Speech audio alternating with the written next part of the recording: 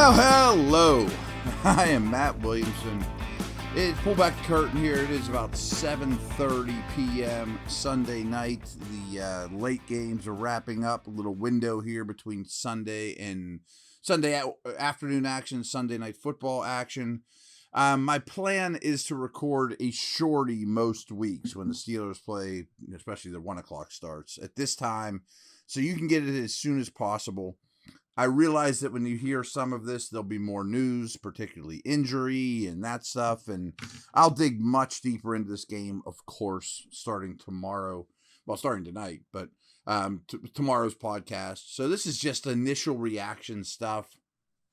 Fun. I mean, a remarkable football game. Just a remarkable football game that was a fun thing to watch. I've been saying all along, this season, good, bad, ugly, it's going to be different. It's going to be fun. It's young, new quarterbacks.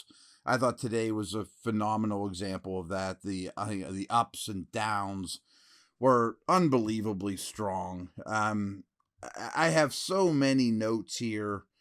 I don't even know that I'm going to use half of them. I probably won't, but I'm going to touch on the big picture stuff. Hey, a win's a win. You got 9 road games this year, and you won one of them. You got 6 division games, and you're 1-0 in the division. What a phenomenal start. I mean, those things speak for themselves. The way this defense came out and made plays and threw, and flew around the field, and Minkah's pick 6 to start, sack after sack, destroying that O-line. I do think there was some Bengal rust involved, Burrow, and he started to warm up, that's for sure, as the game went on. I think Cincy will probably regret not playing their guys more. I mean, much like the Rams maybe on Thursday night, and there are other examples of that, and that's something I cited last week. But boy, you can't say... I always hate that people be like, Tomlin didn't have his team prepared. No one ever says, boy, were they prepared, and they really, really were. Emotionally, schematically, especially the defense, of course. The defense was a dominant unit, about as dominant as you can see for a half of football in today's NFL. Some things that I definitely want to talk about, and I'll probably just be all over the place here. But I'm going to give you a couple of the stats, just to start. That'll bring on some more. I really like to look at first half stats and end of game stats. Trubisky in the first half didn't do a ton, but he was 7 of 10, threw a touchdown. Burrow was 10 of 17, but he had 3 interceptions and 4 sacks in the first half. Mixon carried the ball 15 times in the first half, 67 yards. Najee carried the ball 4 times in the first half for 6 yards. Jamar Chase, boy, was he good today. I mean, with all respect to everyone, he may have been the best player on the field. And the Steelers had some studs, and the Steelers stud showed up. But Chase was a force of nature. He caught 4 for 58 in the first half. Kind of as I mentioned, Steelers were +4 in turnovers in the first half of play alone. But an alarm bell went off, too. It's like, you guys are +4 in 30 minutes of football, but you only have an 11-point lead. Like, this thing ain't over. And I was dead right about that. Time of possession, which is misleading because if you turn the ball over a lot, you get it back. Well, the Bengals had the ball for about 19 minutes in the first half. The Steelers had it for under 11. And I will say I think that started to show up game 1 late in this game. And this isn't a Steeler thing. I mean, across the whole league, guys get tired early in the year, much more so. And I give the Steelers a lot of credit. I'm going to make sure I throw this out there, too. That front 7, but particularly their D-line, when they were all healthy and early in the game and even in key situations, rotating those guys in and out like hockey lines. I mean, Cam Hayward was playing a lower percentage. I'm excited to dig into the snaps. Watt wasn't out there every snap. So they were very aware of keeping these guys fresh. And I sit here thinking, what if they didn't? By fourth quarter, let alone the fifth quarter, the turnout of this game could have been drastically different. Yards per play in the first half, Steelers were at 5.1. Bengals were only at 4.3. But only 31 rushing yards in the first half of the Steelers. I mean, obviously the run game, traditional runs, are a problem right now. I mean, you don't need me to tell you that. I mean, that's a very obvious. Chase Claypool was your leading rusher when it was all said and done. I mean, so here's some final stats. I mean, he had 6 rushes for 36 yards, where Najee had 10 for 23. Burrow finished the day 33 of 53 for 338, 2 scores and those 4 picks. Mitch was fine. I thought Trubisky played well enough. Nothing was too big for him. Didn't get much help from the running game. Would have liked to seen him better situationally. Red zone, third down. I'm not going to blame it all on him, obviously. But I thought he was fine. You know, he ended up 21 of 38 for 194. Mixon was 27 carries for 82 yards, and I thought he looked great. But all in all, Steelers were pretty good in terms of, you know, their run defense. I mean, under 4 yards a carry, 3.9 yards a carry for the Bengals. You'll take that. And Mixon, I thought, was one of the best players on the field in this game. Freiermuth, 10 targets. Deontay, 12 targets. Mixon also had 9 targets. Jamar Chase, who I mentioned, had 10. Caught them all for 129. He was unbelievable. Highsmith was 3 sacks. Steelers had 7 sacks. Bengals only had 1. Turnover differential is one of the most key stats you'll find, and you all know that by now. But so is sack differential. To be +6 in sack differential in a game is unbelievably good. I mentioned before, third downs were a problem for the Steelers, and you know there's no question about that. Meanwhile, the Bengals were 50% on their 16 third down opportunities. I'll live with it, but that's not great. Time of possession when it was all said and done, little over 26 minutes for the Steelers, almost 44 minutes for the Bengals. Yards per play is one of my favorites, as you probably know by now. 4.4 for the game for the Steelers, 4.6 for Cincinnati. So, you know, I mentioned before, last one here, the Bengals had 3.9 yards per carry. The Steelers were only at 3.4. So get that stuff out of the way. We'll come back here in a minute and some more overlying impressions. So much to talk about. A lot of it's going to seep into tomorrow. So, yeah, we'll be back.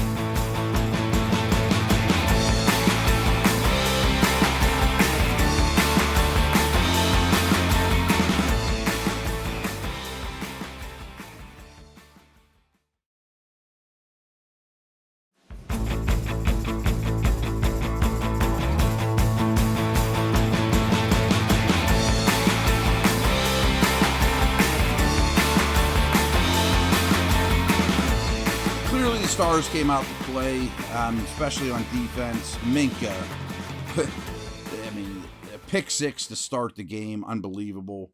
Huge play versus Mixon on 4th down, blocks that extra point. Cam ripped up Volson all day long. Watt was a dominant MVP type player. And then others really benefited and played well too. Sutton, I thought, had a good game. Highsmith had 3 sacks and was winning one-on-one matchups. That's really all I ask of him, and that's great. And I can't wait to watch it again, but I thought Devin Bush played pretty well. Big plays from both tight ends from the Steelers. I thought Deontay Johnson was exceptional in this game. Made some ridiculous contorting catches, whether they counted or not. You would have loved to see this offense, and they had their struggles, convert great field position and opportunities into more points. And again, I mentioned the third down, 0 traditional running game I have here. So those were some issues. And I noticed in the second half too, nothing looked real smooth. It was pretty clunky from just kind of like an operational standpoint. Again, I want to credit Chase and Mixon. Burrow looked rusty, like he hadn't played in a while and was coming off an appendectomy, but by the second half, I thought he was Joe Burrow and throwing the ball extremely well. Not sure the Bengals coaching staff had their best day. I also don't know if the Bengals coaching staff's a particularly great coaching staff, to be honest with you. Have to mention the injured long snapper situation. I inevitably get asked every year several times, why even bother keeping a roster spot for a long snapper? Well, you watch this dude snap them, especially the one that Minkah, the second one was worse. But the one that Minkah blocked, it doesn't come in on a line. It floats in there and has a little arc and then falls into their hands. You wouldn't think that'd be that big a deal, but that's almost another step that a guy can get to block it. And it's hard to block for protection. Let's hit these injuries. I mean, Watt is obviously the big one, and I assume you guys will know more about these than I know right this minute. I'm going to just operate under the assumption, right or wrong, that it is a torn pec. I don't know if it's severely torn, but Big Brother had one. JJ had a torn pec. He missed about 2 months. Might not be a season ender, folks. Who knows? It very well could be. When I saw it and heard pec, I immediately thought it was a season ender. That would be massive. If you could get Watt back by week 10, 11, 12, that would be unbelievably fortunate, and I think you could still have a chance to survive at that point. I don't know what to think of these Cam and Najee injuries, especially Najee, but neither one looked like they were getting treatment. I know they're both the leaders and the tough guys and all that, but, especially the Najee one did not look good.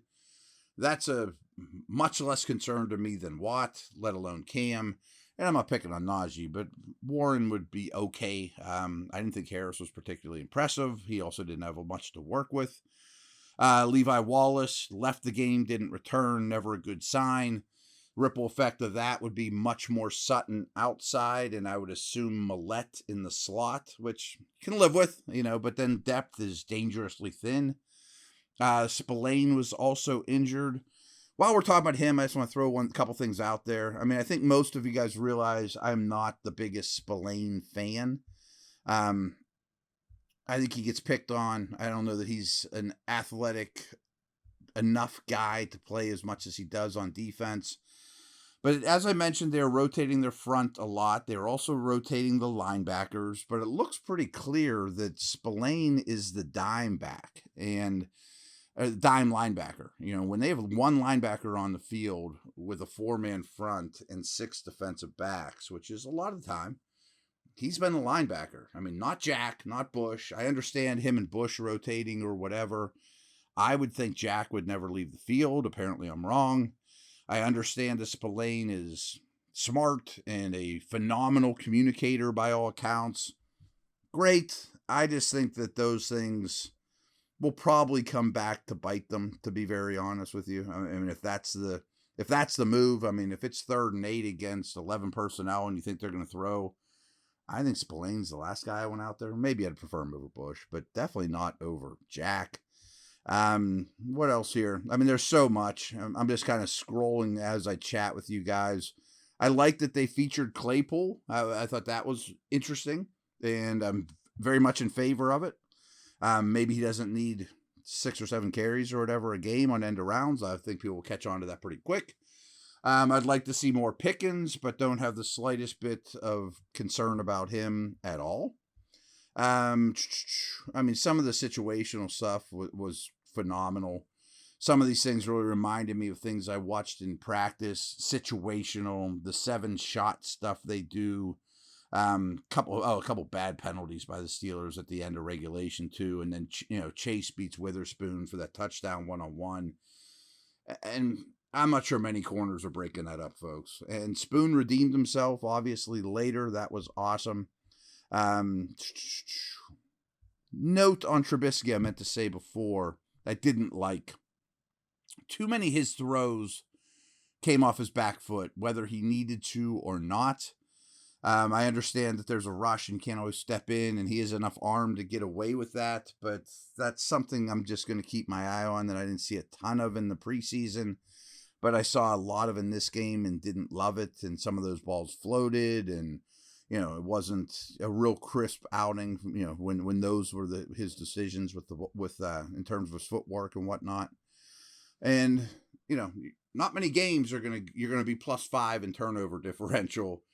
And if you need that to go to overtime, you could look at that in certainly a negative light, that if you're +5 in turnover differential and +6 in sack differential, you should win games going away. They didn't. And last nugget, and this is really getting ahead of ourselves, but we're going to talk Patriots a lot this week. Get used to hearing more about the opponent than you probably have in years past. I've been extremely low on the Patriots. I put some bucks on Miami. That worked out quite well. Mac Jones, who I have a lot of respect for, was unable to talk to the media after because of a back injury.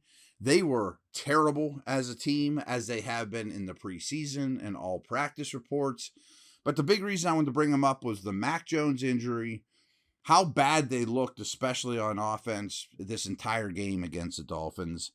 And, fatigue is a real thing in this time of year. And the Steelers just played a full 5-quarter game and suffered some injuries, and they're going to test depth. You don't like that for the next contest. I understand it's a week away. But New England had to travel to Miami, a second straight road trip, and they played in the sun poorly. Fatigue, you hate to play in Miami to start a season. So I saw that coming from New England. I think it's, as we talked about last week, I thought it was a really good time to play the Bengals. I think it's an even better time to play New England. I'm assuming you won't see Watt amongst others, and we'll see. But this first month of the season isn't all that brutal. If they could somehow get to 3-1, which only means 2-1 from this point, you really have something to build on and put a little bit of money in the bank where you're at. Winning a division game, winning one of your 9 road games, as I mentioned, is massive. That's what this league's about, is winning in the margins. And I got to give Tomlin credit for having these guys wound up, playing smart, playing with a lot of attitude, a lot of aggression. The defensive coaching staff, to me, is really top-notch. When you're talking about Flores and Austin mixed with the other guys and Tomlin. That showed up huge. Watt injury is a dark cloud, though. There's no question about that. I'm not sure that there's a player on the team you'd least rather lose. Good thing they made a trade for Reed, who showed up a little bit in this game. Excited to watch more of his snaps closer. I'll probably do that tomorrow. I assume he'll be starting, ASAP. I also don't think Jones is an awful backup, a fourth guy. It's better than the Tuskas of the world, so they've upgraded a little bit there. They upgraded the third and fourth outside linebacker spot. And hey, being overly optimistic here, Highsmith had 3 sacks in this game. I don't think he's ready to be Batman. There's no question about that. But he might have to blitz a little more, things of that nature. And they're very capable. They've become a lot less blitz-oriented, but there's no replacing Watt or really anything close to it. He is a unbelievably special player, and that showed up in this game over and over, and his splash plays are frankly remarkable. He'll be missed for however long that is.